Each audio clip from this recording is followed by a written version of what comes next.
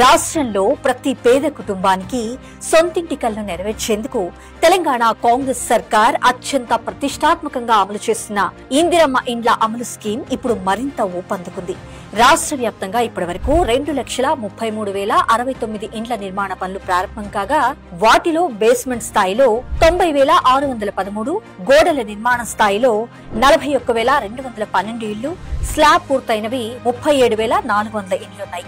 ఇంటి నిర్మాణ దశలను బట్టి లబ్ధిదారుల ఖాతాల్లో ప్రభుత్వం డబ్బులు జమ చేస్తోంది. ఈ వారంలో వివిధ స్టేజ్ల్లో ఇండ్లు నిర్మించుకున్న 18,247 మంది లబ్ధిదారుల ఖాతాల్లో 202.93 కోట్ల బిల్లులను ప్రభుత్వం యాడ్ చేసింది.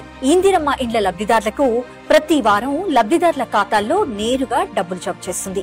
ఈ వారంలో 4,615 మంది లబ్ధిదారులు బేస్మెంట్ లెవెల్ వరకు, 8,517 మంది లబ్ధిదారులు రూఫ్ లెవెల్ వరకు నిర్మాణాలు చేసుకోగా 5,115 మంది స్లాబ్ వేశారు.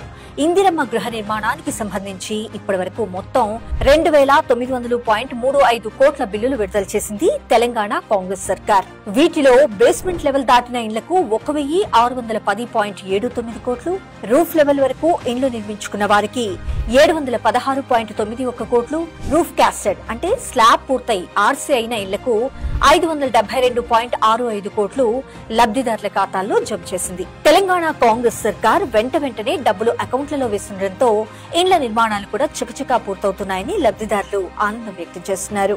తమ సొంతింటి కలను నెరవేరుస్తున్న సీఎం రేవంత్ రెడ్డి గారితో పాటు తెలంగాణ కాంగ్రెస్ సర్కార్ కు ప్రత్యేకంగా కృతజ్ఞతలు తెలుపుతున్నారు.